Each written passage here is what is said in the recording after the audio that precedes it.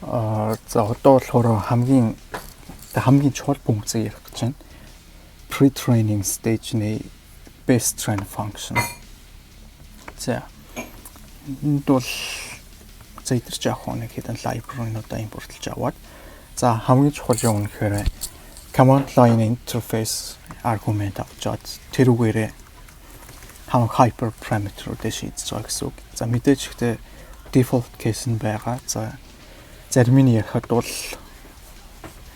за W and B login ашиглах юм уу? За ямар device-тай encode юм уу, CPU юм уу? За тэгээд энэ болохоор training дээр B float 16 биш ерөнхийдөө floating point 8 буюу 8 bit ашиглаж train хийх үү?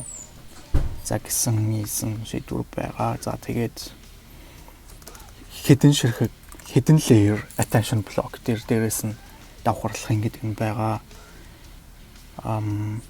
Aspect ratio нь болохоор за энэ болохоор scaling law гэдэг ер нь нэлээд чухал юм. Удахгүй ярих ба гэхдээ за энэ ч нэг чухал биш ч юм.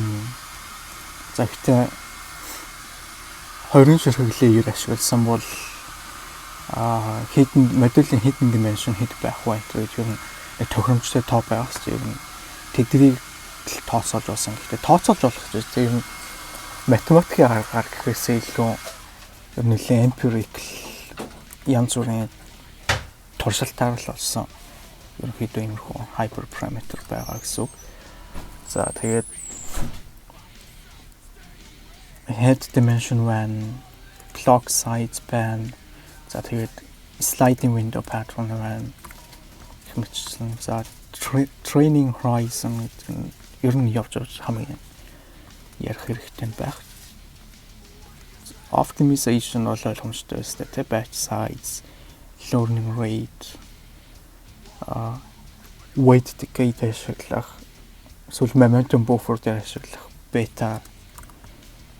За тэгээд warm up ratio гэдэг юм уу.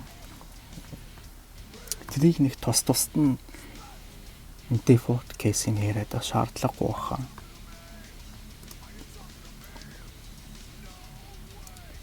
За энэ ч гэсэн evaluation хийхдээ хэдэн iteration яваад хийх гэдэг нь байна.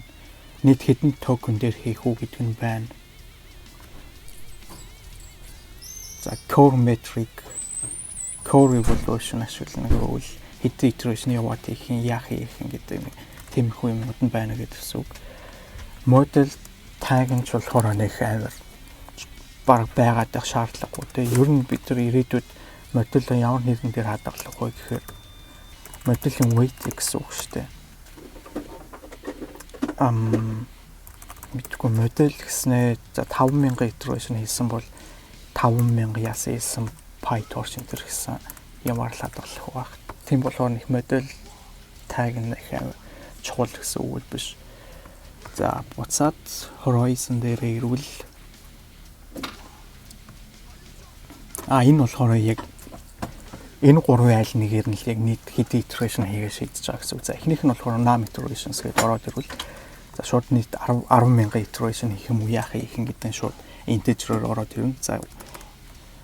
За үгүй бол target flops гэдэг floating point operations буюу нийт энэ одоо юу л яах гэсэн үг л дээ. Matrix-ийн үржүүр болон нийлбэрийг тоолж байгаа гэх юм уу. За тэгээд нийт хэдэн тийм matrix-ийн математик үйлдэл хийх үү гэдэг нь байж болно. Эсвэл эсвэл болохоор за яг энэ дээр default нь 10.5 ч гэдэг гэж байгаа ч гэсэндээ чинчилаа гэдэг судалгааны материал дээр бол 20 гэсэн. За энэ яах вэ гэхээр модель чинь за 1 тэрбум параметртэй байсан бол тэрийг 20 дахин илүү их үржүүлсэн токен ашиглах хэрэгтэй гэсэн. Энэ болохоор яг тэр токен юу вэ гэхээр 20 дахин гэхээр 20 тэрбум гэсэн үг шүү дээ. Энэ болохоор яг data size-ны хэмжээ бол биш. Unique token-ы тоо бол биш. ер нь нийт хэдэн токен харах вэ? Буюу за юу гэдэг data size чинь гээд 5 тэрбум токентэй байсан бол чиний 4 epoch л хийх хэрэгтэй гэсэн үг байхгүй. Тэг яг энэ чинжила дээр гарсан тэр математикийн хувьд бол за ерөнхийдөө hyperparameter-ууд нь бол юм байлаа. Эднийг болохоор шууд command line дээр оруулаад өгчнө. Гэхдээ нэг command line дээр оруулж чана гэл ингээл энэ 10-20 хэдэн ямыг бүгднгийн тус нь ингээл юу гэдэг num iterations 20 тэгээд дахиад ингээ бүгдийг цовуулаад бичнэ гэсэн үг биш л дээ. Ерөнхийдөө яах вэ гэхээр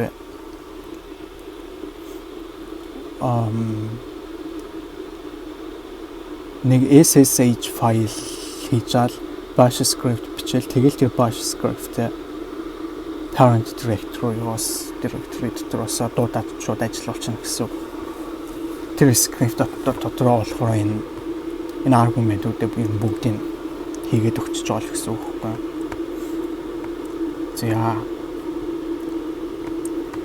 За тэгээ код ашиглах юм уу, CPU ашиглах юм уу гэдэг хийж өгөө. Distributed parallel computing буюу хідэн ширхэг GPU core ашиглаж байгаа хийж өгөөд за master processor зааж өгөөд Outcast нь болохоор bfloat 16 хийж яхад болохоор заавал ингэж torch ampere cast хийж өгөхгүй л яагаад гэж хэлээд тэ ер нь бас нэг болтгоо юм шүү.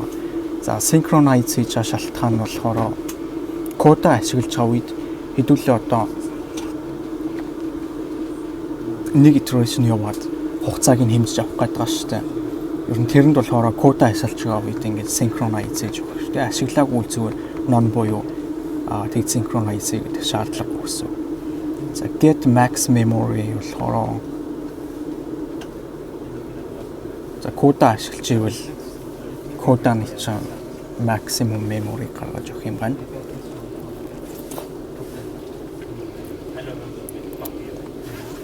За тэгээ кода ашиглаж ивэл NVIDIA-г ямар GPU байна гэдгээр нь энэ функцийг ашиглаад за зүг юу гэдэг A100 байх юм бол шууд энийг харуулж байгаа гэсэн. Ер нь нийт хэдэн биш секундэд хэдэн терабайт гэж байна. Хэдэн тераблок хийх хүчин чадлын шууд гаргаад өгч байгаа гэсэн. За тэгээд W and B-г initiate хийлээ. Has F8 хийхээр болохоор flash attention хийх буюу хийж чадах хэсэг буюу Hopper GPU тэ H100 GPU тэ байвал шууд flash attention гэдэг илүү хурдан attention буюу тэр matrix-ийн үйлдэлүүдийг хийх боломжтой байгаа. За тэгээд тэрийг хийж өгөөд за tokenizer авлаа. Token bytes нь болохоор ямар хуу юм байх вэ гэхлээрээ шууд чиний энэ файлаас чинь load тэгээд авчирч байгаа. Энэ файл дээр нь болохоор за 0 гэдэг индексэн дээр нь byte stream байна гэсэн үг шүү дээ. За D гэдэг үг ч юм уу. Ингээд индексээр маплагдсан byte stream байгаа гэсэн үг. Token bytes. За тэрийг хийж өглөө. За модуль initialize. Initialize хийхийн тулд dev буюу нэг hidden layer давхарлахаа яаж вэ? За aspect ratio за бид нэр 10.5-ыг ашиглаж байгаа ч гэсэн нэг чинжүүлээ дээр 20-ыг ашигласан тийм. За тэгээд depth нь юу layer-ийн топ биш юм бэ шүү. Йоо тэнийг тэмүүжээ. Depth нь болохоор parameter count.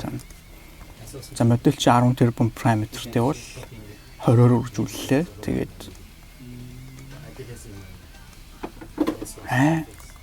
чи base dimension гэж үстэй. Тэгэхээр layer юм шүү дээ. Лэта.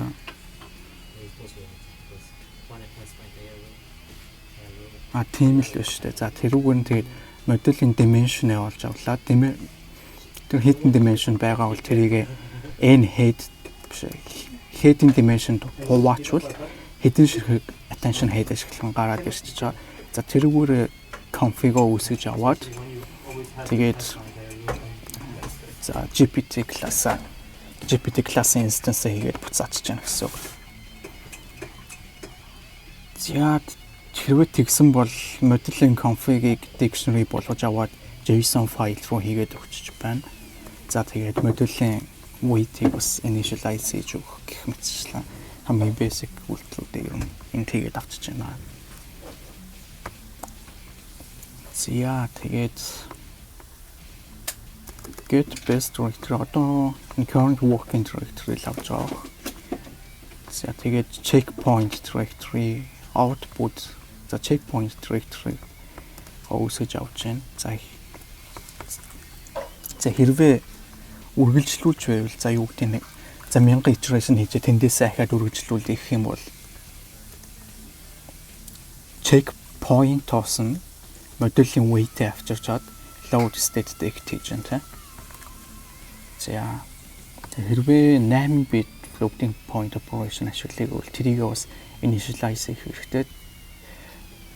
Initialize гэжтэй зүгээр саяны init weight чинь болохоор GPT-ний init weight-ийг очиод харах юм бол эдгээр чинь uniform гэхдээ default дээр юм чинь 32 bit дээр үүссэн гэсэн үг. Энийг л тэгээд тэн зүгээр 8 руу cast хийж байгаа.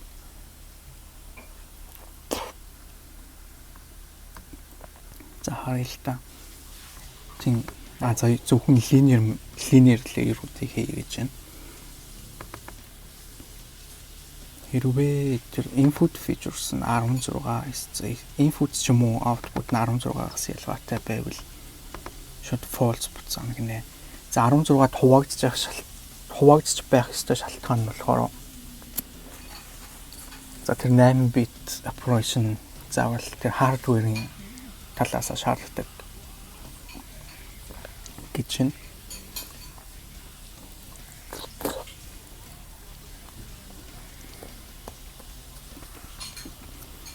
За тэгсэн бол тэгээд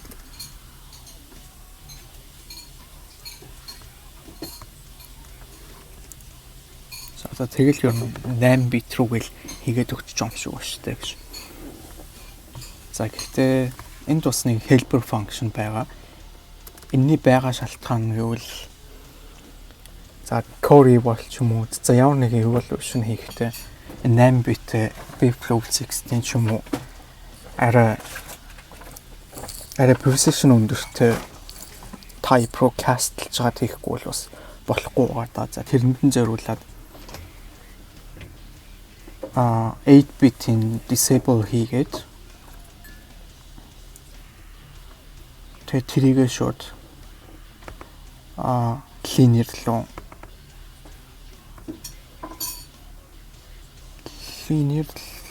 тэрүүгээрээ шууд linear layer хийгээд өгч байгаа юм байна. Тэгээд memory efficient байх хүүднээс deep copy хийхгүйгээр зүгээр тэр weight-ийн л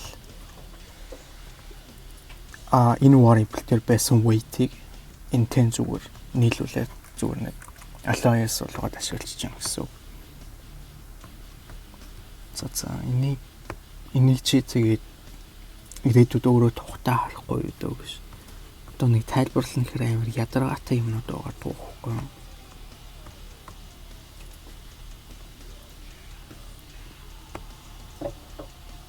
Тэнлэлээс за модуль топсын compile хийхээс өмнө original модулийн хадгалаад өгч байгаа. Энэ болохоор ирээдүйд inference mode дээр ч юм уу ямар нэг evaluation хийхэд хэрэгтэй гинэ. За тэрний шалтгаан нь болохоор зарим нэг evaluation data set нь болохоор өөр урттай өгүүлбэр үргэлжлүүлэх юм уу тиймэрхүү таскнууд байлаа гэхэд өөр урттай ороод ирвэл тэр болгон дээр нь compile захиж compile хийгээд аимшигтэй хугацаа алдах болохоор тэр үед нь л ерөөсө compile хийгээгүй модуль дээрээ тэр инференсуудын kill хийж байгаа байхгүй. Тэг compile хийсэн л бол ер нь ахиж нэг recompile хийхгүй бол хамаг юмных нь хэмжээ дамжааг бүр яг тааруулаад тэрнээс нь өөрчилж болохгүй л гэсэн үг. За одоо эндээс нөгөө нэг scaling лууч эхлэх гэж байна шүү дээ. За модулийнхоо net parameter count-ыг аваад estimate flop. За estimate flop-ыг одоо ярих уу жоохон байж гаж ярих уу. За одоо шууд ярьчих дөө.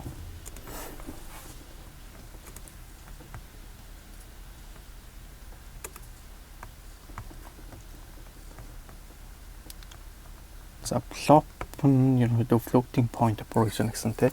За энийг тооцохдоо болохоор бид нэр embedding layer бол зарим нэг linear layer-ыг бол ашиглахгүй зөвхөн attention дээр л бараг ашиглаж байгаа хаа. LM head дээр ашиглаж байгаа. Тэгээд attention-ы query keywall matrix-аар үүсдэг. Тэгээд attention score wall matrix-аар үүсдэг үйлдэлүүдээр ашиглаж байгаа гэсэн. За embedding layer ашиглахгүй байх шалтгаан нь embedding matrix гэдэг чинь token index аваад тэрүүгээрээ ерөөсөө нэг raw vector index хийгээд авчиж байгаа гэсэн үг шүү дээ. Тэнд ямар ч matrix үржиж байгаа үйлдэл байхгүй зүгээр ерөөсөө index хийгээл ингээл нэг юм салгаад авчиж байгаа гэсэн үг. Тэгэхээр тэрийг тооцохгүй яг matrix-ын үржүүр хийж байгаа дээр л flop-ыг тооцож байгаа гэсэн үг. За тэгвэл ингээд нэг weight matrix-ыг x input matrix-аар үржээд y гэдэг output гаргадаг байлаа гэж бодоход тэн дээр flop-ыг яаж тооцох вэ гэхээр forward болон backward pass нь тусдаа шүү заяа. За forward pass нь болохоор эхний энэ мөрийг дараачийн matrix-ийн багнаар үржиж байгаа буюу энд 4 байлаа гэхэд нийт 4 удаа үржүүлээд нэг энэнтэй гэх мэтчлэн 4 тусдаа тоогоор үржүүлээд ахаад энэ гарч ирсэн тэр 4 тусдаа тоогийн хооронд нь нэмээд ганц тоо гарсан нь энэ дээр ирж байгаа гэсэн үг шүү дээ. Тэгэхээр үржиж байгаа нэг нэмж байгаа нэг үйлдэл буюу forward pass хийж яхад matrix-ийн үржүүлэлт нийт 2 flop хийж байгаа гэсэн үг. За тэгвэл backward pass дээр яаж байгаа вэ гэхээр backward pass нь болохоор loss-ос wire нь уламжлал аваад за тэгээд y-аас weight-ээр уламжлал авч байгаа буюу upstream gradient-ийг local gradient-ээр үржиж одооний gradient-ийг тооцож байгаа буюу backward pass дээр болохоор энэ 2 flop нь 2 дахин ихсээд нийт 4 flop гарч ийн гэсэн. Тэгвэл нийтдээ forward backward нийлээд 6 flop гарч байгаа. За тэр 6 flop нь юу юм бэ гэхлээр зөвхөн ганц л weight matrix-ийн хувьд гэсэн үг шүү дээ. Тэгэхээр нийт хэдэн matrix хэдэн layer байгаа вэ гэдгээс шалтгаалаад энэ тон тэгээд ихсэж явна гэсэн. За тэгвэл энэ болохоор matrix-ийн үржүүр хийж байгаа layer буруу жишээ нь LM head дээр 6 ширхэг flop гарч байна гэсэн үг байна шүү дээ. За тэгвэл attention head-ийн attention flop-ыг яаж тооцох вэ гэхээр за n head-ээ h гээд за head болгоны dimension-ыг q гээд за block size-ыг t гээд тэмдэглэжээ заяа. За тэгхийн бол за модулийн dimension болохоор head болгоны dimension-ыг n head-ээр үржиж байгаа буюу за нийт head-ийн dimension за яг энэ тоочод хоорондоо нэг хамаагүй л баг. За эхнийх дээр нь болохоор query matrix key matrix-аар үржиж байгаа шүү дээ. За query matrix-ийн хэмжээ нь болохоор за бид нар чинь key value cache ашиглаж байгаа болохоор training step дээр болохоор query metric query нь болохоор ганц ирэхэд яг ганц л токен орж ирнэ гэсэн үг шүү дээ. За тийм болохоор хэмжээ нь болохоор h-ийг үрждэг нь q. Num head байгаа. За тэгээд head dimension байгаа. За key matrix-ийн хувьд болохоор энэ дээр болохоор cache ашиглаж байгаа учраас head dimension тэгээд n head dimension тэгээд block size буюу window size-наас шалтгаалаад бас жоохон өөр л байгаа л та. Гэхдээ ер нь block size л гэдэг ойлгоо явчих. За тэгвэл энэ дээр энэ matrix-ийн үржүүр нь q үрждэг нь t буюу sequence length гэж дээ тий. За эхний энэ болохоор head болгон дээр гарч байгаа block гэсэн. За тэгвэл нийт хэдэн head байгаа вэ? H тий. За тэгвэл энийг H-ээр үржүүллээ. За тэгээд за forward pass backward pass дээр тусдаа бодонгууд чам query matrix-ийг key matrix-аар үржиж байгаа нийт 6 гарч байгаа тий.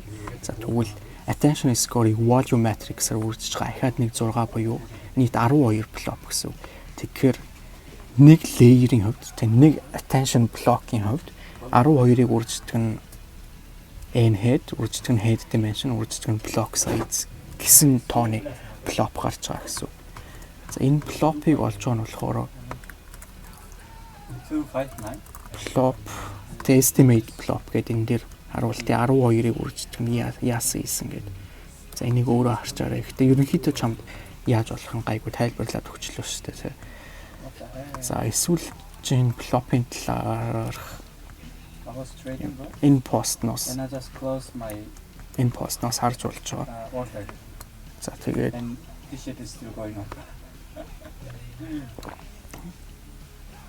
тэндээс гэхдээ миний хувьд нэг амар сайн тайлбарлаагүй л дээ. За гэхдээ яг уу. Тэгээд GPT интерфейс асууж масуугаад болох ч юм уу. За ямар ч лсэн блок яаж болдог гэсэн урьдчилаа. За одоо тэгвэл scaling лөө энийг яаж хийх үү гэхлээрээ. За эхлээд нийт модулийн parameter count олсон бол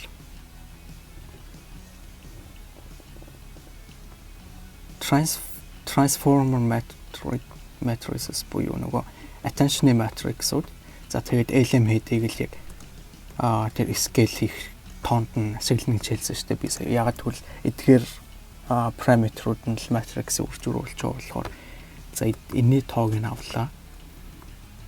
За тэгээд энийг prime data ratio-гоор үржингүүд нийт target tokens буюу сая ярьсан шүү дээ нөгөө 20 тэрбум яасан ийсэн гэдэг. 20 тэрбум нь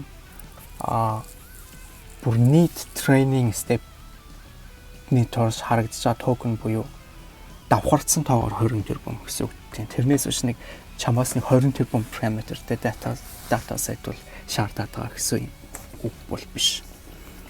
За тэгээд scaling prime гэж helper function ашиглаад тэрийг оллоо. За дараачих нь болохоор энэ пункт дээр болохоор 12 layerтэй модулийн хувьд хамгийн efficient байхаар аль хэдийн тоонуудыг бодоод олцсон байгаа гэсэн үг байхгүй. Тийм болохоор хэдүүлээ тэрнтэй relative байдлаар scale хийгээд яваад байна гэсэн үг. 12 layerтэй модель дээр нийт ямархуу тооны batch size ашиглаж байсан. Тийм бол layer-ыг 20 болгож өөрчлөлт batch size нь ямархуу байвал хамаагүй efficient байх юм гэсэн тийм тооцоогоо хийж байгаа гэсэн үг.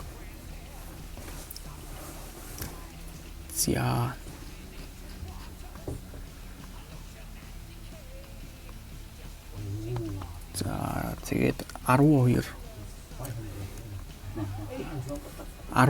layer-ээр модулоо хийж өглөө. Тэгээд тэрийг саяны бодож олсон нөгөө нэг target prime data ratio гэнэ. Энд чинь хэд байлаа ер нь анханасаа. Oh my god. Target prime нөгөө 10.5 тийм энүүгээр нь үржүүлээд өгчих юм бол нийт target tokens буюу тоод авагдсан байдлаар хамаагүй ер нь нийтдээ хэдэн параметр ашиглах юм бэ гэдэг чинь байгаа гэсэн үг шүү дээ. Сая харж ирсэн энэ. За тэгж боллоо. За 12 layerтэй модулийн хувьд болохоор 2.19 зэрэг хэмжээтэй batch size ашигласан байна гэсэн үг. Тэгэхээр empiric буюу энийг бол ер нь математикийн аргаар гэхээс илүү дандаа туршилтын аргаар л янз бүрийн batch size хийж үзээ. За ер нь 2.19 зэрэг хэмжээтэй batch size ашиглах юм бол ер нь нэлээд гоё юм байна даа л гэж бодож олсон тоо гэсэн үг. Манай өрөөний хоёр бас хоорондоо юм яриад амар саадуулдаг юм аа. За тэгээд энэ болохоор дандаа reference хэмжээ гэсэн үг шүү дээ. Лаларын суу 2 англ. Гэхдээ би ч ялгаагүй л дээ. За. За reference batch size ашиглаж чад одоо бидний ашиглах гэж байгаа юуныхын batch size-ыг олъё гэж байна шүү дээ. За энэ дээр болохоор target tokens буюу бидний сая энд бодож олсон тоогоороо reference token хуваалт өгч юм бол batch size ratio гарч ирж байгаа гэсэн. За тэгэх юм бол энэ дээр байгаа судалгааны юугаар бол энэ ratio им тооны зэрэгээр дэвшүүлээд тэгээд batch reference-ыг үржүүлээд өгчвөл бидний яг энэ модуль дээр ашиглах ёстой batch size нь гараад ирчихэж байна гэсэн үг. За тэгээд энийг мэдээж тэгээд ер нь заавал юм байх ёстой гэсэн үг биш л дээ. Ер нь энэ хавцаа үйл зүгээр гэсэн үг. За тэгээд энийг хоёрын зэрэгт рүү хөрвүүлж өгөөд ингээд за бидний ашиглах ёстой batch size-ийн тоо гарч ирж байна гэсэн. За тэгээд batch size-ийн тоог олсон бол одоо бид нар learning rate янзлаад өгчөж болно гэсэн үг. За яагаад гэх юм бол энэ дээр бид тайлбарлаж барах юм болоо да.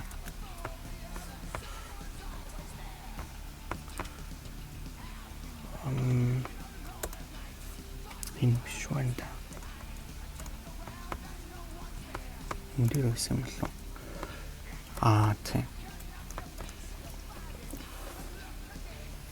Gradient гэдэг чинь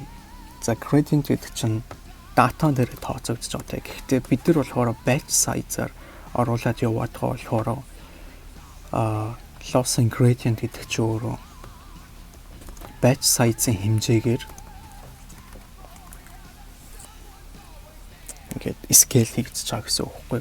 Тэнгүүд хэрвээ тэр batch size нь бага байвал variance нь ч гэсэн ихсээд явчихна гэсэн үг. За тэгвэл batch size нь хангалттай том байж чадах юм бол variance нь багасах болохоор бид нэр тэр хэмжээгээр бас learning rate ихсээд өгсөн ч гэсэн training бол нэг амар unstable болоод байхгүй л гэсэн үг. За энэ дээр бас тийм бас л нэг математикийн хөрхөн том юу байгаад байна. Тэрний юу вэ гэхээр batch ratio нь болохоор саяны нөгөө reference batch-ийг одоо ашиглах гэж байгаа batch-аар тэрний зөрүүгээр нь ratio-г нь гаргаж аваад тэр ratio-гийнх нь язгуурыг авбал learning rate scale нь гарч ирж байна гэсэн үг. За тэгвэл энэ хэмжээний тоогоор learning rate scale хийгээд үржүүлээд өгч байна гэсэн үг. За тэгсэн бол дос weight decay бас scale хийж өгөх хэрэгтэй гинэ. За тэр нь чинь тэгэл угаасаа л тийм өстэй гэж. За ер нь яагаад энийг scale хийж байгааг тэгээд өөрөө GPT интерфейсээс асуучихгүй юу дөө. Гол нь математикийг ярьж өгье заа. За энэ судалгааны цаасны хамгийн гол санаа нь гэвэл T-epoch буюу net training step нь болохоор constant өөрчлөгдөхгүй нэ. Анханасаа 1000 step train хийжсэн бол тэрүүгээр байх учраас энийг ашиглаад тэрнээс энэ weight decay scale-ийг гаргаж авъя гэж байна. За тэрийг би нэг математикийн аргаар нэг хэлж яах гэж үзсэн. За T epoch гэвэл эд batch size-ыг хувадаг learning rate тэгээд lambda D нь болохоор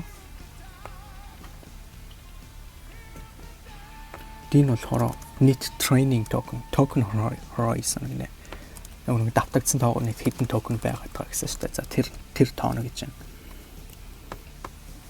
За тэгвэл ерөнхийдөө бас л судлаачдын тооцоож болсон training step нь ер нь эдрийн харьцаагаар тодорхойлогдвол ер нь дайггүй байдаг гэж үзсэн юм шиг байна. За тэгвэл модуло өөрчлөөд тэгээд batch size learning rate энэ scale хийсэн ч гэсэн энэ нь тэнцүү байх хэрэгтэй болохоор бид эдрийг янзлаад авчиж байгаа. За хэрвээ санаж ивэл learning rate scale хийхдээ batch хоорондын зөрүүний язуураар үржүүлж байсан те. За энийг ашиглаад энийг энэ дээр орлуулчих чинь гэсэн үг. За энэний оронд энэ хэсгийг бичлээ. За тэгээд learning rate-үүд нь адилхан юм чинь хураагдаад тэгээд энэний байр мэрийг солиод тэгээд адилхан юмнуудыг мураагаад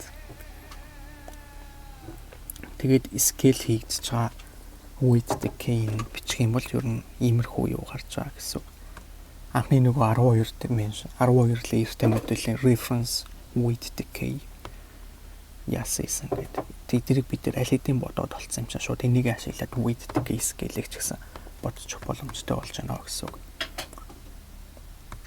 За тэр бол энэ байна. Тэг энийг унших юм бол миний саяны гаргаж авсан математиктэй яг таарч явах хэрэгтэй. За ийм байна гэсэн үг.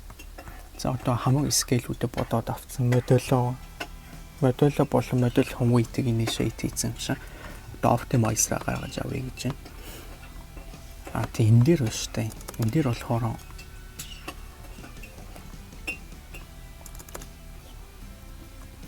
за хаана яаж харуулах вэ? За эхлээд энийг хальт ярьчаа заа.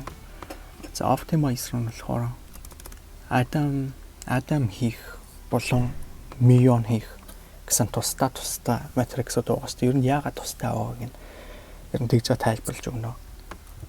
За тэгээд learning scale тэс хаяны тооцож авсан scale хийгээд ер нь initialize хийгээд өгч чинь.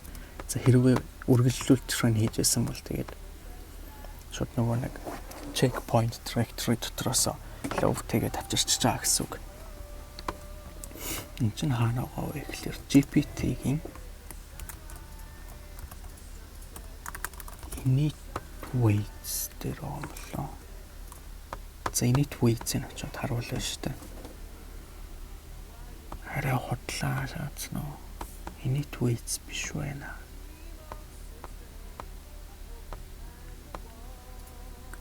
Тэмүүжээ ямар суу юм бэ?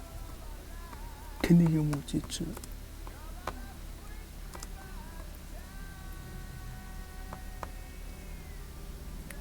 Тэр хаана байлаа?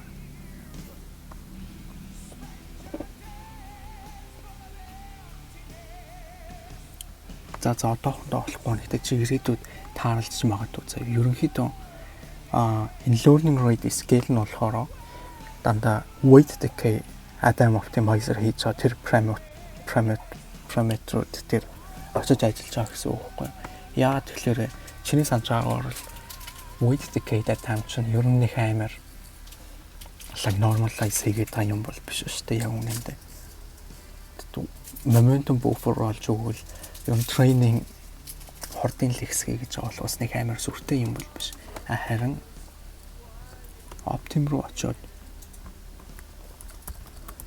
тэр миллионыг очоод харах юм бол харалтай энэ дэр Nestro momentum гэдэг gradient за эхлээд тооцож авсан gradient-ээр momentum buffer update хийчихэнгүүтээ тэр update хийсэн momentum buffer-ээс ахиад энэ gradient гаргаж авч байгаа байхгүй. Тэгснэ Polar Express одоо iterative метод ашиглаад тэр gradient orthogonal matrix болгож аваад тэрэн дээр variance reduction буюу хэрвээ энэ gradient-ийг иймэрхүү байдлаар өөрчлөвл variance нь ямар болох вэ? Одоо ямар байгаа вэ гэдгийнхээ харьцаагаар нь gradient апдейт хийж өгөх буюу тэр variance-ийн хадгалж үлдээд айгүй айтайхан байдлаар л бас тэр нь variance-ийг засаад өгч жана гэсэн. Тийм болохоор ер нь 2-3 step дамжаад энэ muon дээр gradient-ийг янзлаад өгсөн юм чинь. Энэ хэдэн хэмээр learning rate дээр санаа зовоодох шаардлагагүй юм байна гэж. Тэг би бол хувьдаа дүнэлтэйсэн. За тэгээд data loader entries initialize хийж энэ ч нэг амар сүртэй хараад байх юм байхгүй тий. За train loader-ын хаанаас гаргаж яах гэхээр за энэ функцийг явах очоод харуулах харж байна. Чи нэг файл аваад тэрийг л tokenize хийгээд байгаа шүү дээ тий. Энийг гэнэгтэй байлаа тийм тайлбарлалцсан санагдаад байна. Тэгэхээр одоохондоо зөвхөн тайлбарлахгүй алах гэж байна. Гэтэ нэг харах юм state дэгтгээд энэ дээр нь болохоор page number, row number тэгээд нийт хэдэн удаа epoch буюу хэдэн удаа бүр нийт бүтэн дата set эхнээс нь дуустал явсан бэ гэдэг юугаа state дэгтээ бас буцаад хийгээд байгаа. Энэ болохоор яг л адилхан. Энэ distribute state boss best pitтэй бараг л ажиллах. Гэхдээ нэг ялгаа нь болохоор state дэгтээ биш зөвхөн input болон target-ийг л буцааж байгаа гэсэн үг. Чи tokenize хийж яах гэж худлаа шааж байна. Аль тэн tokenize биш шүү. Тэр датагаа encode хийгээд тэрүүгээр input болон target-ийг хийж өгч янзалж хаал явуулж байгаа шүү дээ. За нэг юм байгаа. За эднэр юу вэ? Нөө нэг одоо нийт хэдэн ширхэг training iteration хийхээ тооцож олё гэж байна. За хэрвээ nom iteration аль хэдийн өгөгдсөн бол шууд тэрүүгээр нь хийж гэж байна. За хэрвээ нийт target flop нь өгөгдсөн бэ гэж ивэл нийт ийм хэмжээний flop хийх юм бол за нэг токен дээр хэдэн ширхэг flop хийж байгаа гэдгээ за нийт batch size-аар нь үржиж чад тэрийгэ target flop-соо хаваачих юм бол хэдэн iteration хийх тоон гараад ирчихэж байна гэсэн үг шүү дээ. За nom flops per token-ыг харах юм бол нөгөө нэг саяны 12 яасан гэдэг. Гэтэйш явж ордог буцааж юугаа олохгүй. Айна.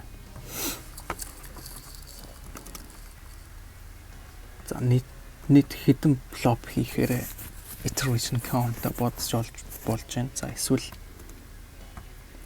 target prime data ratio өгсөн бол нийт target token-ийг нийт batch size нь хуваагаад өгчих юм бол хэдэн iteration хийх нь гарна гэж байна. Энэ одоо ямар атсан вэ?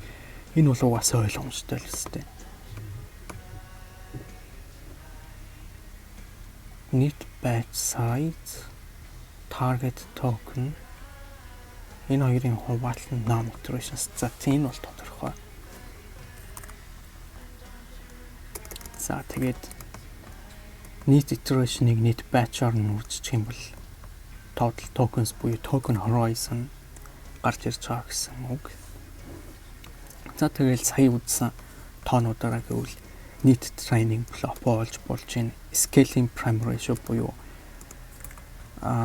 нийт модулийн parameter болон за нийт token horizon-ы тэр ratio-гоо бодож болж байна. За чинчилаа дээр болохоор ойролцоогоор 20 байсан гэж байна. За эднэр ч яах вэ? За тэгээд learning rate schedule momentum schedule одоо beta гэсэн үг шүү дээ. За тэгснэ weight decay schedule энэ гэж бас байгаад байгаа. За эдрийн математикч ярьж толгоогоо өвтөгжсөнөөс чамд зүгээр ямар хуу харагдахыг харуулчаа. За learning rate нь болохоор иймэрхүү байдлаар харагдана гэсэн үг. За эхлээд эхэнд угаасаа эхэндээ модулийн weight чинь рандом байдлаар өгөгдсөн чинь эхэндээ ер нь нэг амар томор апдейт хийх хинч үсэхгүй шүү дээ. Тэгээд эхэндээ багаар байжгаад тэгээд төв бараг нэгтэй нэлээд амар том learning rate-ээр constant явж байгаа. Тэгээд сүүлийн iteration руугаа бас багасаад явъя гэж байна. За momentum ч гэсэн за momentum ийм байгаа шалтгаан юу вэ? Momentum schedule гэхээр энэ чинь бетагийн хэлээд байгаа шүү дээ.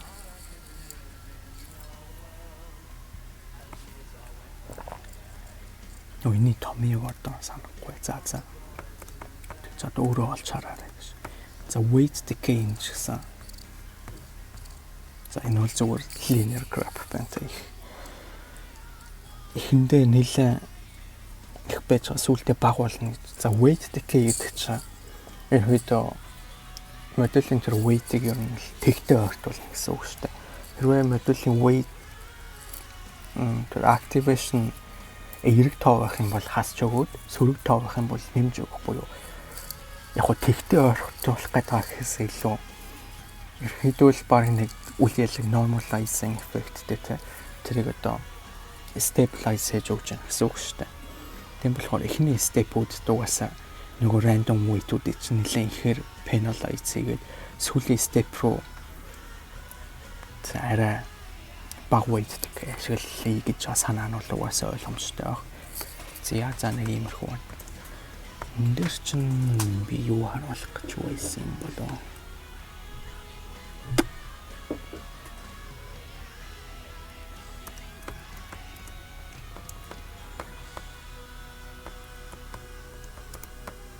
За хэрвээ үргэлжлүүлээгүй байвал ингээл эхний iteration count за эсвэл validation score ч гэдэг юм уу. За need train хийсэн тэнийг минутаар хэмжиж авах. За гэх мэтчлэн variable-ууд нь бол зүгээр тэгмигээс эхэлж байгаа. За үгүй бол тэр metadata-наас нь шууд авчиж байгаа гэсэн үг шүү дээ. Metadata нь хаанаас гарч ирж байгаа вэ гэхлээр чинь load checkpoint гэж. За checkpoint-ыг очиж харах юм бол модулийн state буюу модулийн weight-үүдийг за тэгээд optimizer-ыг за тэгснэ metadata-г буцаажийнэ. За metadata нь ямар хуу юм байхыг ер нь утгагүй харна. За тиймээс үл ойлгомжтой авах гэж бодож байна. За хэрвээ 8 bit training ашиглаж ивэл тэн дээр зориулаад бас нэг худлаа үнийг юм шаая гэж байна. Юу вэ тэнийгтэй юм чинь. Алидын тайлбарлсан юм а тайлбарлаж байна дахиад. За тэгвэл batch size-ыг block size-аар үржүүлчих юм бол нэг удаадаа forward backward хийж байгаа нийт токеныг бодож олж байгаа гэсэн үг. Гэтэ ганцхан GPU-ны хувьд гэсэн үг шүү дээ. За тэгвэл тэгж гарч ирснийг world size буюу нийт хэдэн GPU core ашиглаж байгаагаараа үржүүлчих юм бол нэг iteration-д нийт хэдэн токен байгаа тоон гарч ирнэ гэсэн үг.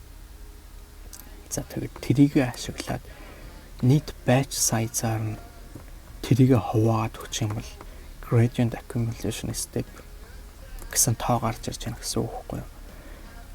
За энэ тоон ямар учиртай вэ гэхлээр за ер нь энгийн training step хийхэд бид нар чинь за batch size 32 байлаа гэхэд бид нар одоо эднийгэл process хийж дуусангуудаа loss дээрээ шууд backward дарахаасаа гадна optimizer step хийдэж штэ. За тэг гэхдээ сүүлийн үед яадаг болсон бэ гэхлээр нэг iteration хийгээд биш ер нь нэлээд хэдэн iteration хийж лосоо цуглуулж явж чад нэг удаа optimizer-ын step хийгээд явчих юм бол ахаад ер нь нэг normalizing те эсвэл ямар нэгэн generalize хийж байгаа. Тэ адилхан байх юм биш үү гэж үзээд байгаа. Тэг ерөнхийдөө тийм байгаа ч тэ. Batch size-аас short томруулж тэр variance-ыг багасгахын хооронд зүгээр batch size нь хэвээр нь байлгаж чад олон iteration хийж чад optimizer-аа нэг step хийлгүүлчих юм бол илүү том batch size хийсэнтэй адилхан эффекттэй гэсэн үг байхгүй. Тэрний шалтгаан нь бол угаасаа batch size нь томроод ивэл модулийн хэмжээнд томрох буюу бид нар одоо тэр GPU-нд багтааж чадахгүй гэсэн үг шүү дээ. За энэ бол нэг тийм юм байла. За одоо ингээд эндээс эхлээд үндсэн тренинг луп нь эхэлж байна.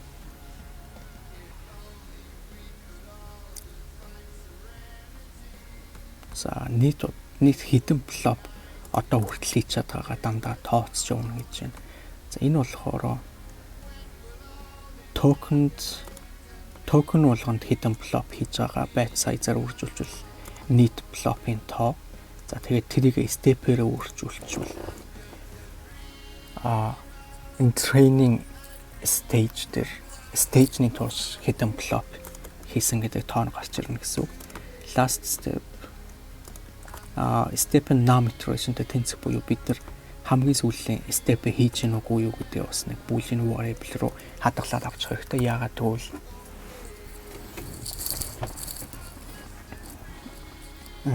гэвэл юу штэ. Тэг хамгийн сүүлийн step дээр бас checkpoint хийгээд энийг log хийж авах гэдэг гэсэн үг байхгүй юу? За тэгээд Эвэ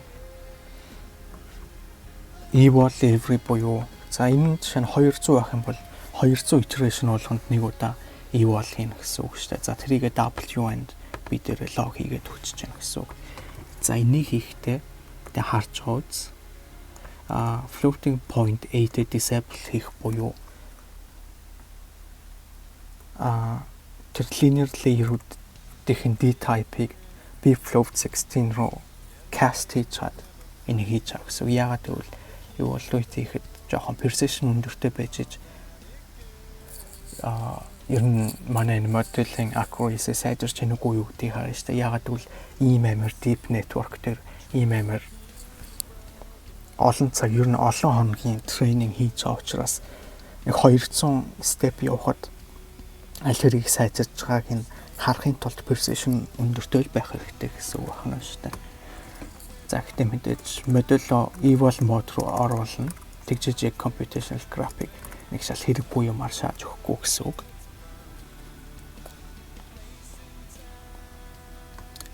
За нийт eval-ийг хэдэн токен ашиглах уу гэсэн юу байсан дээр тэгээ batch size-ыг cycle-ээр үржиж GPU тоогоор үржих юм бол eval step-ийн тоо count гарч ирнэ гэж байна. За тэрүүгээр нь ашиглаад энэ функцийг дуудаад тэр нь тэгээд одоо хүртэл харсан хамгийн бага validation score байх юм бол тэрийг хадгалаад авчна. За тэгээд энийг log хийж гэнэ гэж. За тэгвэл хэдүүлээ ядаж энийг очиж харъя та. Энийг ихтэй баг тайлбарлаж өгсөн баха. Тэг энийг бол тайлбарлаж өгсөн байх хэвээр.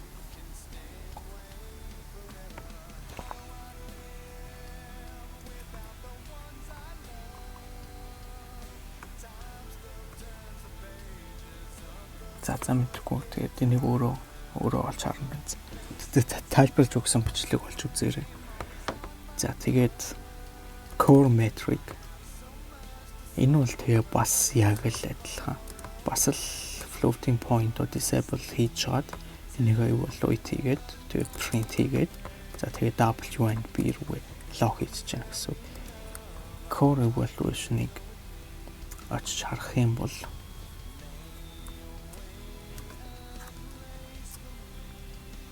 nej, core eval энэ шүү дээ.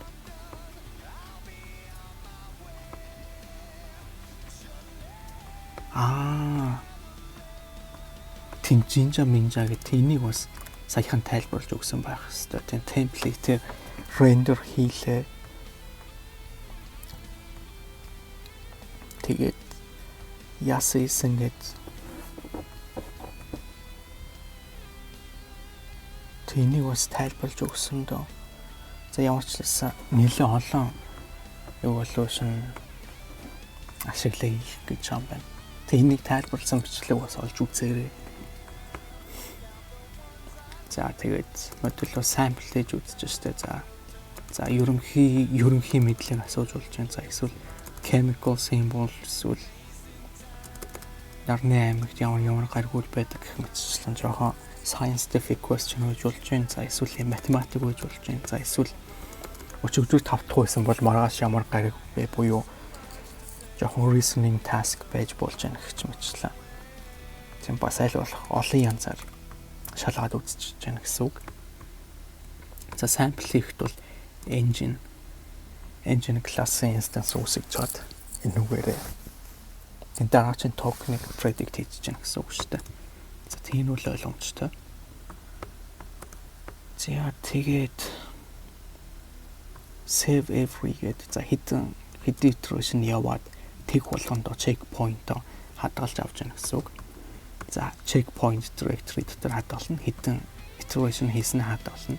За тэгээд модулийн state дэгт болон optimizer-ын state дэгтийг хадгалж авна гинэ. За энэ болохоор нөгөө metadata гэсэн юм байна шүү дээ.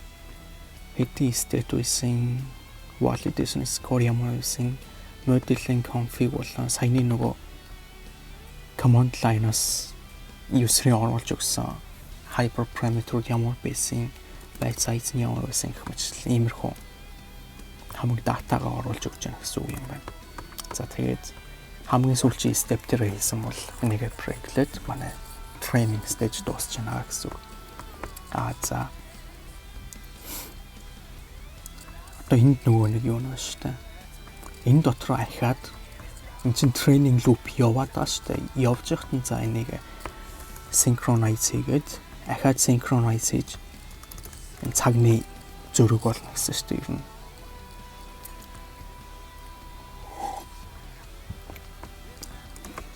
за micro step гэсэн gradient accumulation steps гэдэг. За хэрвээ энэ 4 гарсан бол 4 step лоосоо цуглуулж чад нэг удаа optimizer step хийж optimizer update хийн гэсэн үг. За тэгээд лоосоо бол тооцоодгоо. За энэ дээр нэг анхаарах хэрэгтэй юм нь юу вэ гэхлээр байна шүү дээ.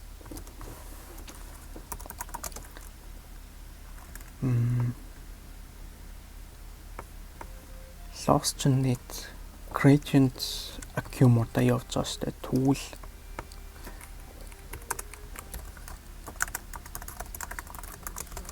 за 4 байлаа гэж үтэй заяа. Тэгвэл loss-оо 4 удаа ингэж яачих юм бол вэ шүү дээ. Нэг үржтгэн loss нэмдэн 4-ний 1-ийг үржтгэн loss гээд loss ч угаасаа тэм 4-ний 1-ээр хуваагдчихаач гэсэндээ вэ шүү дээ. Эдрийг ахаад 4 удаа үржүүлчих юм бол 4-ний 1-үүд нь хураагдаад зүгээр ганц loss болоод үлдчих гэдэг юм гэсэн үг байхгүй юу. Тэгэхээр loss болгоныг ахиж энэ тоонд нь хувааж 16-ны 1 болгоод 4 удаа нэмчих юм бол тэгээ хамгийн сүүлд нь яг зөвөөрөө яг 4-т хуваагдсан юм шиг тоо гарч ирнэ гэсэн үг шүү дээ. Тэгэж гарч ирж ийж бид нэр яг optimizer step зөв loss дээр нь хийж байгаа гэсэн үг. За тэгээд optimizer step хийхээс өмнө нэг learning rate тооцож боллоо. Momentum оллоо. Weight decay оллоо. За тэгчээд learning rate multiplier ашиглаж optimizer-ын бүх learning rate-уудыг үржүүлээд өгчөж штэ. За хэрвээ энэ parameter group нь million байх үед momentum болон weight decay гэж байгаа штэ. Яагаад гэвэл Атомд болохоор momentum weight decay гэж байгаа. За тэгээд атомын завчиж харах уу? Атом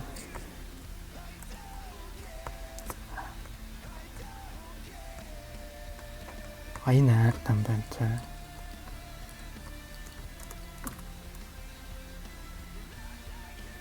Тэг weight decay гэж байх нь байгаа юм байна. Гэхдээ атом дээр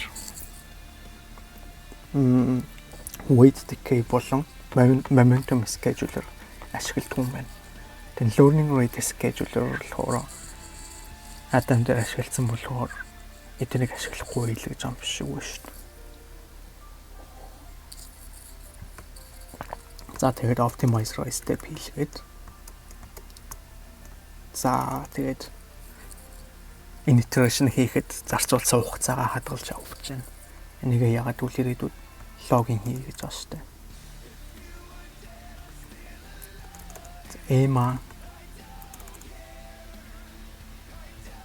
EMA гэдэг чи юу байлаа? Decay factor гинэ. EMA-г ерөнхийдөө diffusion модель дээр ашигладаг гэсэн мөхөхгүй юу?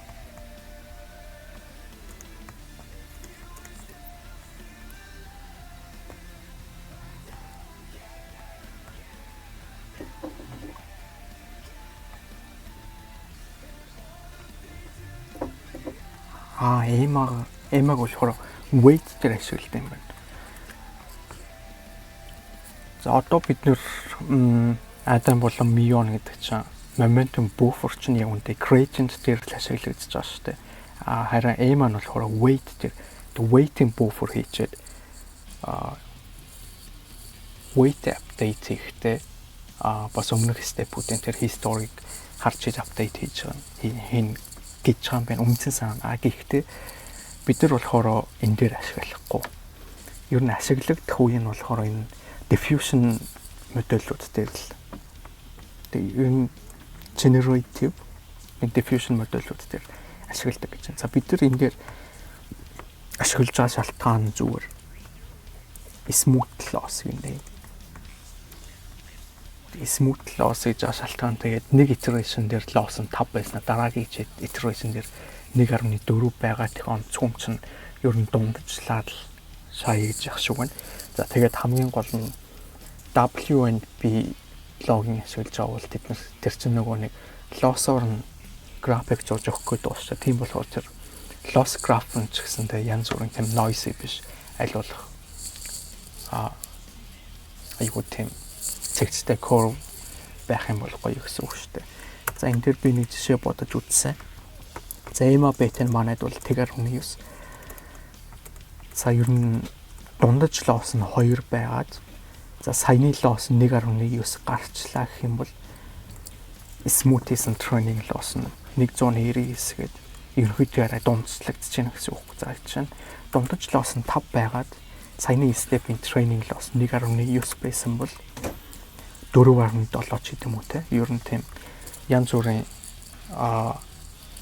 loss graph-ны curve бол тийм янз бүрийн тийм нэг тийм spiky ч юм уу аль болох noise багтай нэлээд smooth байлгахыг гэсэн үгнээс EMA decay factor-ыг ашиглая гэсэн байна. За D-bias тэр smooth loss дээр нь D-bias ашигласан гэж энэ яагаад гэвэл smooth train loss ч хамгийн ихний iteration дээр тэг байгаа болохоор эхний iteration тэг рүү нэлээд bias хийгдсэн байна гэсэн үг. Тэрийг засах гээд step-ийн тоогоор зэрэг мэрэг дэвшүүлээд нэгээр хасч хувааж муугашаад энэний томьёог санаж ивэл нөгөө momentum болон second momentum buffer гэж байдаг шүү дээ. Нөгөө нэг weight decay data-мыг тооцож болж байгаа. Тэрний яг тэрний bias-ыг засч явахд ашигладаг томьёотой ер нь яг адилхан байна гэсэн. За тэгээд нийт iteration-ы хэдэн хувь нь дууссан бэ гэдэг хувь байна. За тэгээд саяны хугацаагаа ашиглаад нийт batch-ын size-аа мэдчих юм бол секундэд хэдэн токен process хийж байгааг нь олж болно. За тэгээд секундэд хэдэн токен process хийж байгаагаа мэдчих юм бол тэрийг токен дээр хийж байгаа яг нэг токен дээр хийж байгаа flop-ороо үржүүлчих юм бол за нэг flop хийхэд биш секундэд хэдэн flop хийж байгааг нь тооцоод олчж яах гэсэн үг. За тэгээд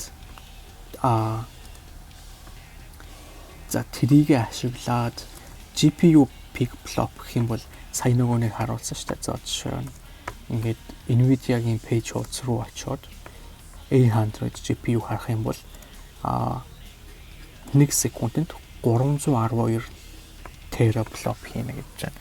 Энэ болохоор гэхдээ яг заавал ийм байна гэсэн үг л ерөөсөө биш. Энэ болохоор ер нь бол зөвхөн theoretical шүү. За ер нь яг практик дээр ийм тоо авах бол ер нь боломжгүй. За тэгээд энэ дээр MFU гэсэн тоо гаргаж авна гэж байна. MFU гэдэг нь болохоор Model Flops Utilization гэнэ.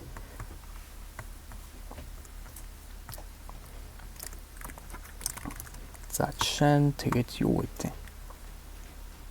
312 терабайт гэсэн theoretical тоог аваад за бидний тооцож олсон секундэд хийж байгаа flop-ийн тоогоороо хувь гаргаад авчиг гэж бодлоо. Чинь ер нь 70%-аас дээш гарч ивэл буюу энэ тооны 70% нь л хүрч очиж ивэл чи ер нь GPU-гээ амар сайн utilize хийсэн байна гэсэн үгтэй. Одоо юу гэдэг модуль compile хийсэн бол тэрийг recompile хийлгээд яхахгүйгээр янз бүрийн хэмжээг нэлээд сайн шийдэж өгсөн байна гэсэн үг. Тэгэл vectorized operation эсвэл fused operation гэдэг ер нь нэлээд сайн хийсэн байна гэсэн үг. Ер нь практик дээр 80%-аас дээш авах нь ер нь л бараг боломжгүй л гэсэн үг юм байна. Тэгэхээр ер нь 60-аас за тэгээд 60-аас 70-ын хооронд авч чадчихвэл ер нь л хангалттай шууд product руу гарах гэд болно гэсэн үг.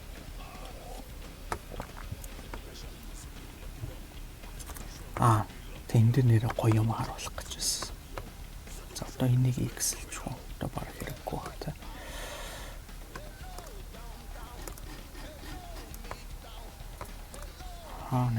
Тийм. За GPT-3-ыг хийхдээ нөхдүүдийн MFU 20% байсан гэж байгаа байхгүй. GPT-3 гэдэг чинь одоо хэдхэн жилийн өмнө гарсан модель үлээдээ тий. Тэр үед л ингээд GPU utilization 20% байна гэдэг чинь ер нь саяны 80% гэдэг бол бараг боломжгүй гэсэн. За нөгөө нэг саяны блог постоо ороод харах юм бол flop-ing equation ингэж харагддаг гинэ. 6-аг үрждэг нэ. Саяны нөгөө 6-аг үрждэг гэдэг бол ярьсан шүү дээ нөгөө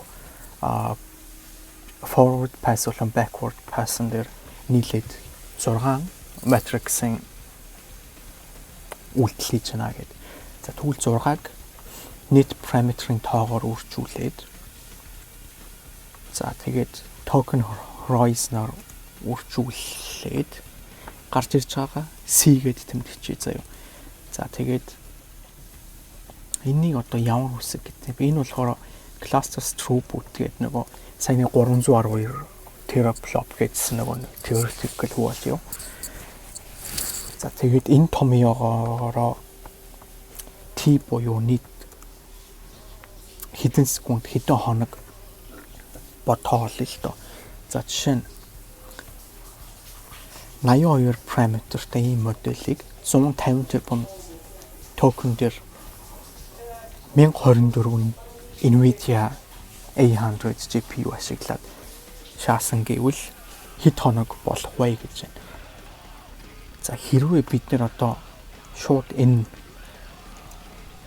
нөгөө нэг шууд 312 терабайт гэдсэн тоогоор нь терaflop гэдсэн нөгөө тэр throughput тоогоор нь ашиглах юм бол яг үндэ баг 3 өдөр гэж байхгүй. За яг үндэ бидний судалгааны материал дээр бол 13 өдөр байсан гэж штэ.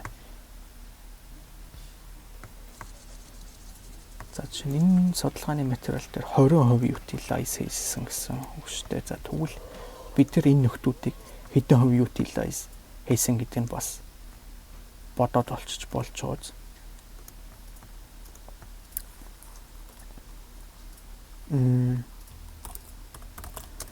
In theory, there's 3 days. Тэгснэ хайчаашаачваа. За гэхдээ яг үнэндээ 13 өдөр болсон гэж байна. За тэгвэл энэ ratio-г нь бодож олоод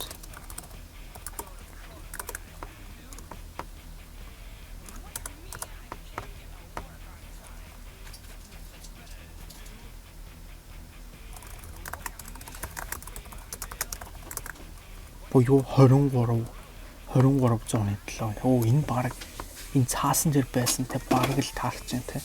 Тэгэхээр энэ Korean version гэсэн юм яг жинхэнэ GPU-нээсээ бол арай GPU utilization арай согоо байсан гэсэн үг юм шиг байна. За тэр чи яг. За гэхдээ хамгийн сони юм харуулхад байна шүү дээ. Энэ дээр харуул нэг GPU нь нэг A100 GPU нь $10,000 гэж байна. За гэтэл энэ дээр нөхдүүд 1024 унширхэг Nvidia A100 GPU ашигласан гэж байна шүү дээ. Тэгвэл энийг хэдүүлээ бодоод үзэх юм бол $10,000-ыг 1024-өөр үржүүлэх юм бол 10 сая доллар. Тэгэхээр ер нь юу гэдэг орчин үед ер нь юм LLM стартап хийхэд бол ер нь багтаал 10 хэдэн сая юм багтаа юм зөвхөн GPU-нд л зориулж 10 хэдэн сая төгрөгтэй байх нь шүү дээ. Энүүгээрээ тэгээд супер компьютер авна.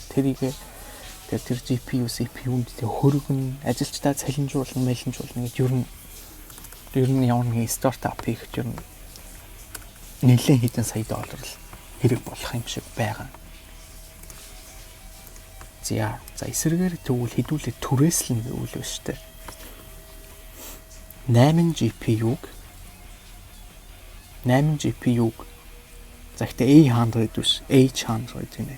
Ийм GPU-г 8 GPU-г түрээслэхэд нэг цагт $24 гэж байна заяа. Тэгвэл 8 GPU $24 юм бол 1024 GPU нь цагт хэдэн төгрөг биш хэдэн доллар болох юм бодож үзээд. За тэгээд нийт 14 өдөр. Юм чинь 14 өдөр нь хэдэн цаг магадгүй гэж бодож үзээд нийт кост нь бодоод үзэхээр $1 сая гэж байгаа хгүй. Тэгэхээр гүй яг хөө тэгээд нэг бөөний үн гэдэг шиг 1024 GPU ашигласан бол магадгүй арай хямдруулж магадгүй ч гэсэндээ ерөнхийдөө л GPT 3 шиг л хэмжээний модель train хийхэд бүрхүүлэхдээ за 1 саяас 2 дахин багасаад угсаад $500,000 байхгүй. Энэ юмны үнэ гэдэг чинь амар их л болсон юм байна гэдэг эндээс харж болох нь ааш байхгүй. За зүгээр тийм сонирхолтой мэдээ хүргэх гэдэг юм байлаа. Энэ Nvidia бүр GPU-нууд дээр баяжж байна. За тэр ч яах.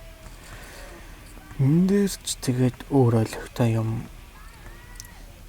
байхгүйсэн баха. Ер нь тэн дээр хүмүүс бичсэн байлаа чи айгу суугшааж байна гэдэг.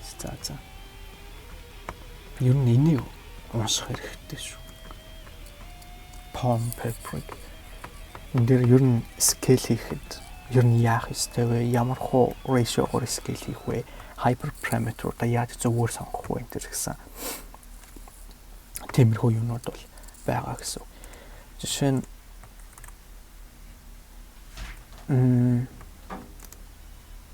хоёрдугаар курсын хоёрдугаар семестрийн AI дээр нэг судалгааны материал уншуулад тэрний яг 5 дахь судалгааны биш 3 дахь хөлөө тэн дээр нөгөө нэг computer vision-ы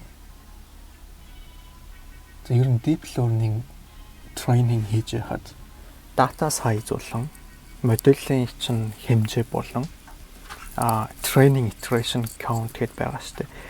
Тэдний ер нь ratio-ны sweet spot-ны талаар ярьсан шүү дээ. Ягаад гэвэл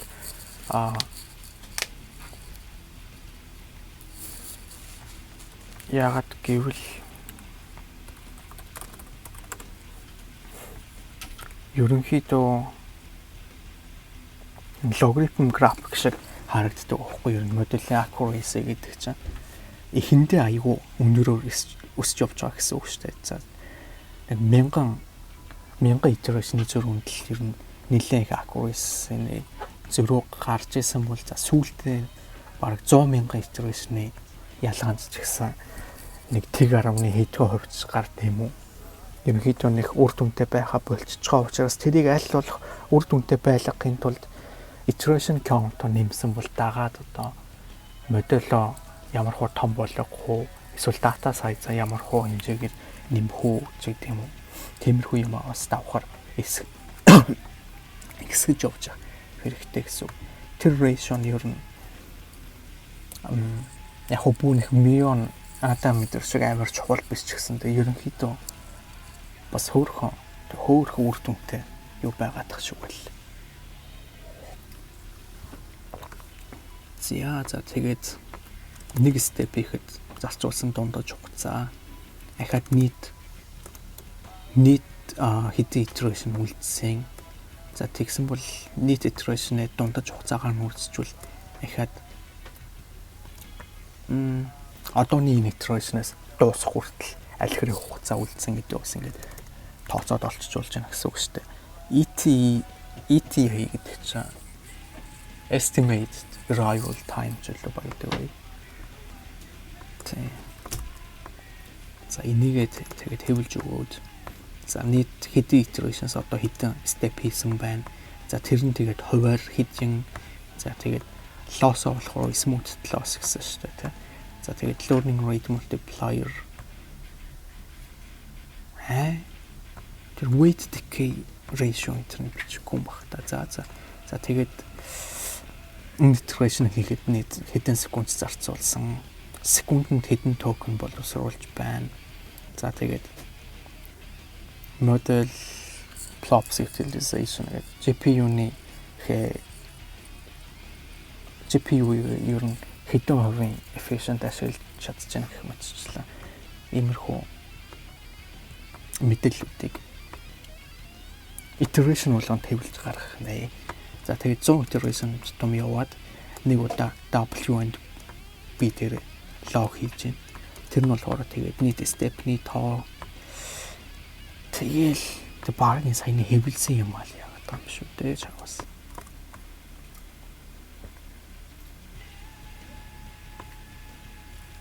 Тэгээд за бүр iteration дуусны дараа тэгээд ахаад нэг хэдэн report гаргаад өгч гэж байна. За нийт training хийхэд зарцуулсан хугацаа хамгийн ихтэй хэдэн мегабайт memory ашигласан. За тэгээд хамгийн бага validation loss тэр амар ядарч хэвлээд өгсөн байна. За тэгээд nano chat-ны report гэдэг пунктээс get report нь бүр амар гоёор хэвлж мэвлээ шаваацсан шүү дээ. Тэрийгээ дуудаад training setup statistic байна. За жишээ нь нийт хэдэн ширхэг токен байсан. Яасан. Тэгээд токен болгон дээр хэдэн flop хийсэн гэдэг нэг тиймэрхүү юмуд байна. За тэгээд дуусны дараа нийт зарцуулсан хугацаа, GPU utilization тэгээд нөгөө evaluation metric loss accuracy тэр гаргаж өгөөд гэх мэтчлээ. Юу өста. Гэт за бараг л дууг нь бараг болчлаа гэхдээ өөр нэг юмнуудаас тайлбарлаж өгье гэж бодож байсан ч хайч ч юм. Loss eval энэ гэхдээ тайлбарлсан. Core eval-ыг тайлбарлсан ч гэж тэ өөрөө орж үзээрэй гэл хаяа таяад яваад бол та. Гэхдээ тэгээд яа их хөвд. Одоо би бүр нэрээ энэ хэдэн файл дээр бүр тул зах шиг сэлж идэх үү. Анх сурж эхэлж яхад олохгүй төөрөөддөг гэсэн чи одоо бүр нэр тэмүүж мондөг амар мондөг баачка болчих. Flash attention цаацтай бусад бичлэгнүүдэд үзэж чад тэгээд ер нь их ойлгох байлгүй дээ бродер.